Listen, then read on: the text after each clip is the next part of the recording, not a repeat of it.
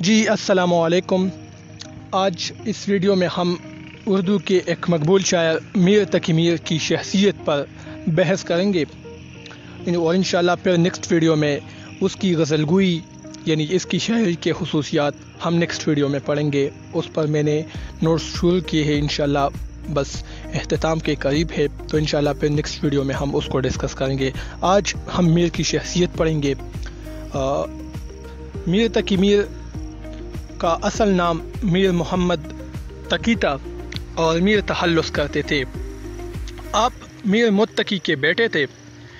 ان کے آبا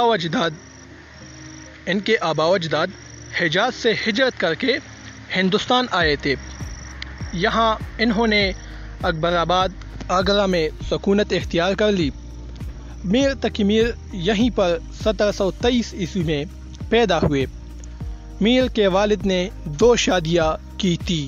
ایک شادی انہوں نے سراج الدین خان آرزو کی بہن سے کی تھی، جس سے اس کا ایک بیٹا میر حسن پیدا ہوا، جبکہ دوسری بیوی سے میر تقی میر نے جنم لی۔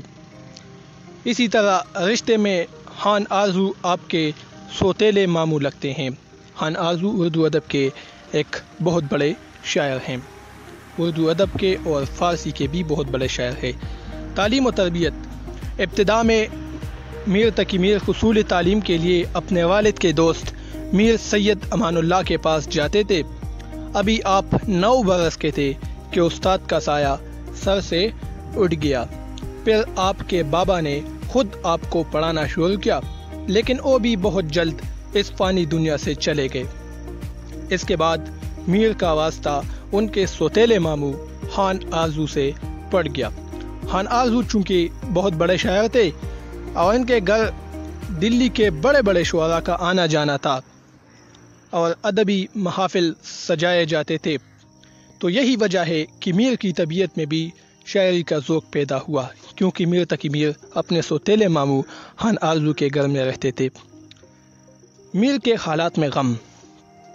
والد کی وفات کے بعد میر کے سوتیلے بھائی میر حسن نے آپ کو گھر سے نکال دیا، ساری جائیداد خود لے لی اور میر کو ان کا حق نہ دیا۔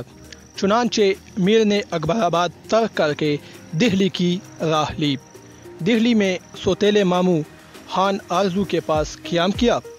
یہاں پر بھی سوتیلے بھائی نے سکون سے نہ رہنے دیا۔ ان حالات کی وجہ سے میر کی طبیعت خراب ہو گئی۔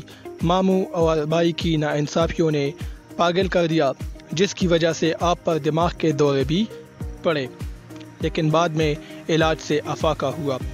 نادر شاہ کے حملوں سے دہلی کی تباہی و بربادی کو انہوں نے اپنے آنکھوں سے دیکھا، تو سب چلے گئے دہلی سے لکھنؤ کی طرف۔ تو اسی طرح میر تقی میر نے بھی لکھنؤ کا رخ کیا۔ لکھنؤ میں نواب آصف الدولہ نے آپ کا 200 روپے وظیفہ مقرر کیا۔ آپ چونکہ بڑے خوددار آدمی تھے، یہی وجہ ہے کہ نواب صاحب سے نباہ نہ ہو سکی اور ناراض ہو کر گھر میں عام بیٹھے۔ بات فاقوں تک پہنچی۔